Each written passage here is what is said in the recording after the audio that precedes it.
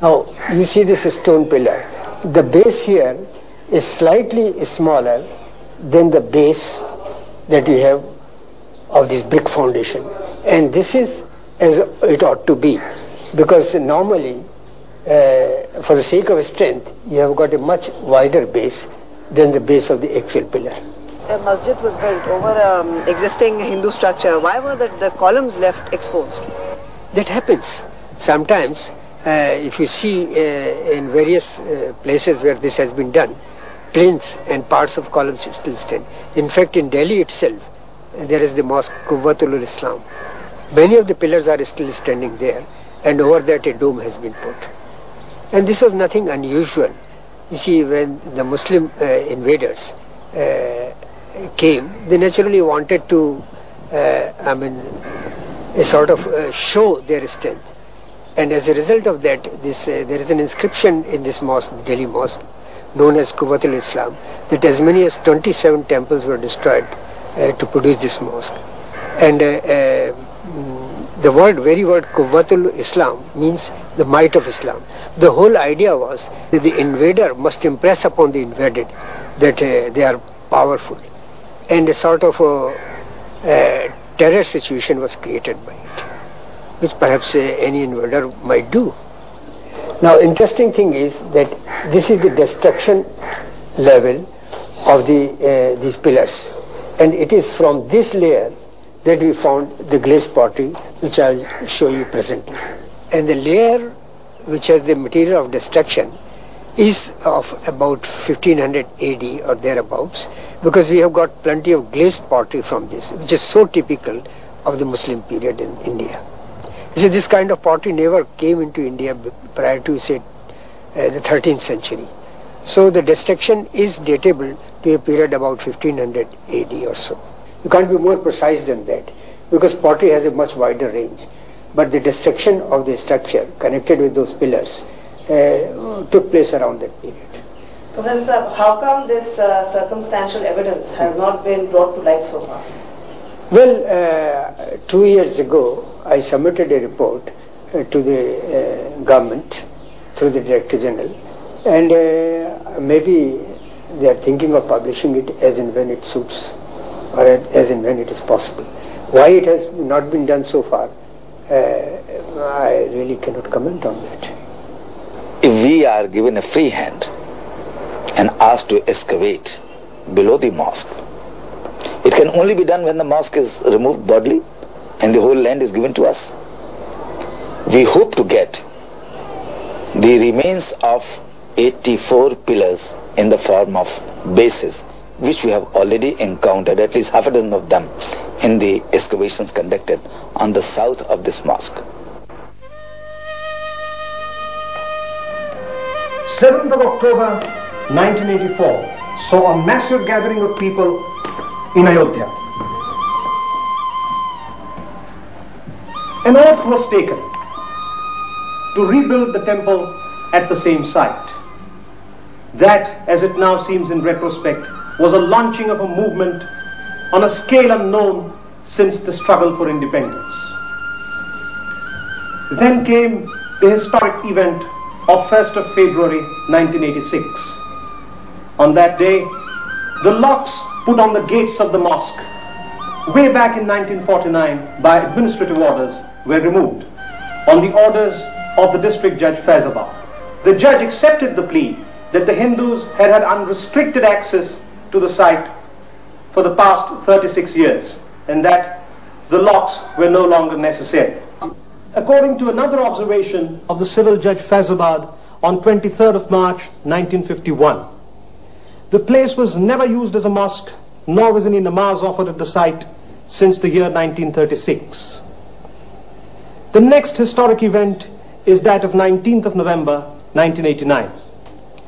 On that day, the foundation laying ceremony, or what is known as the Shilanyas, took place.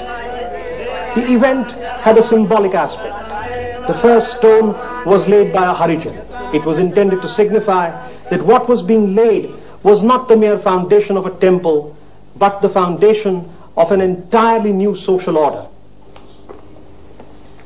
The year 1990 was a year of swift developments.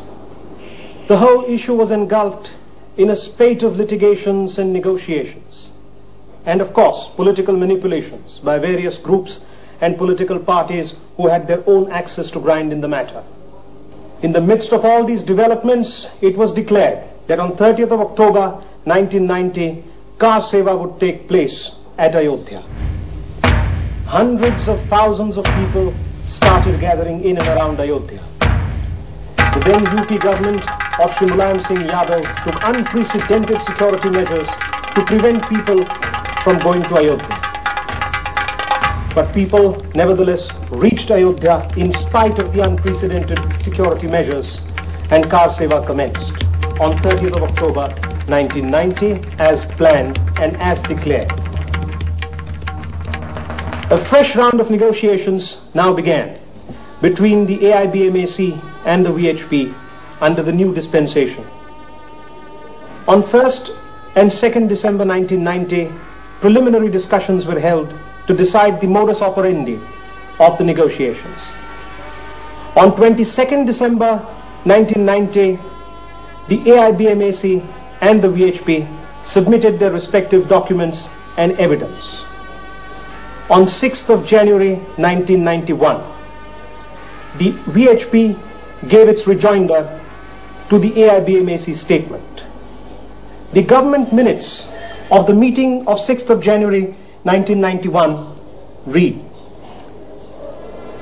the VHP submitted its rejoinder in which it tried to refute the claims of the AIBMAC pointwise.